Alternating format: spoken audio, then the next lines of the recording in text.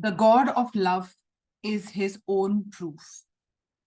What is the ideal of the lover who has quite passed beyond the idea of selfishness, of battering and bargaining, and who knows no fear?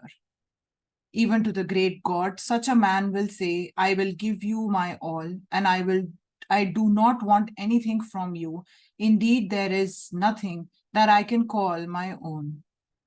When a man has acquired this conviction, his ideal becomes one of perfect love, one of perfect fearlessness of love.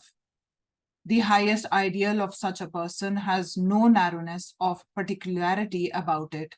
It is the love universal, love without limits and bonds, love itself, absolute love. This grand ideal of the religion of love is worshipped and loved absolutely as such without the aid of any symbols or suggestions.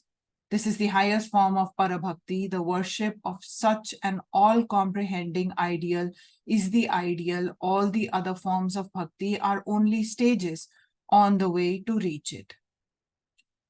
All our failures and all our successes in following the religion of love are on the road to the realization of that one ideal.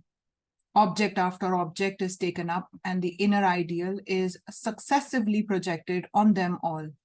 And all such external objects are found inadequate as exponents of the ever-expanding inner ideal and are naturally rejected one after another.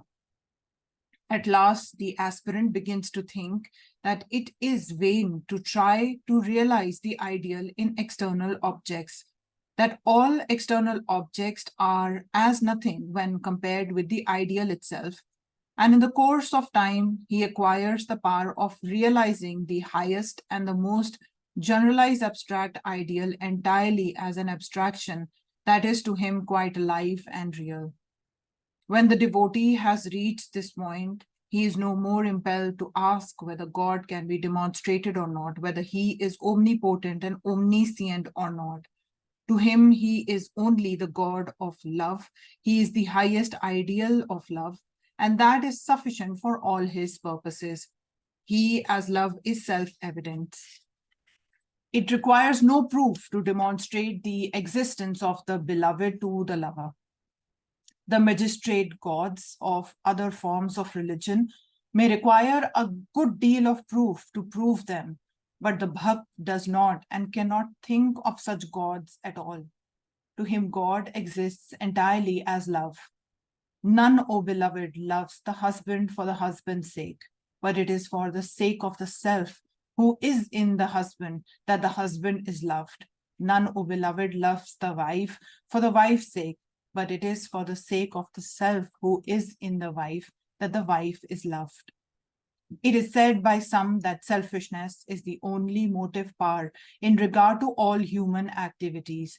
That also is love lowered by being particularized. When I think of myself as comprehending the universal, there can surely be no selfishness in me. But when I, by mistake, think that I am a little something, my love becomes particularized and narrowed. The mistakes consist in making the sphere of love narrow and contracted. All things in the universe are of divine origin and deserve to be loved. It has, however, to be borne in mind that the love of the whole includes the love of the parts.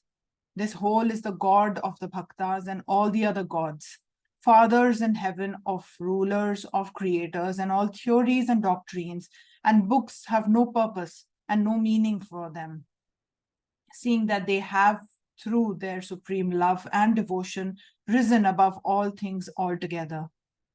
When the heart is purified and cleansed and filled to the brim with the divine nectar of love, all other ideas of God become simply puerile and are rejected as being inadequate or unworthy. Such is indeed the power of parabhakti or supreme love, and the perfected bhakt no more goes to see God in temples and churches. He knows no place where he will not find him. He finds him in the temple as well as out of the temple. He finds him in the saint's saintliness as well as in the wicked man's wickedness, because he has him already seated in the glory of his own heart as the one almighty, inextinguishable light of love, which is ever shining and eternally present.